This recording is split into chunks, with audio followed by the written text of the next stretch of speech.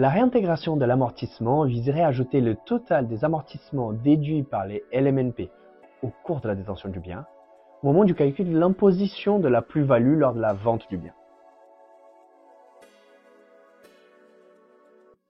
Si l'on prend un cas hypothétique d'un bien acheté 200 000 € et vendu à 300 000 €, disons que le propriétaire réduit son résultat imposable tous les ans grâce à l'amortissement et pour un montant total de 50 000 €, au lieu de payer des impôts de la plus-value de cession de 300 moins 200 000 €, 100 000 €, dans le cas de ces possibles changements législatifs, il ou elle payerait 300 moins 200 plus les 50 amortis en cours de détention du bien, soit 150 000 €.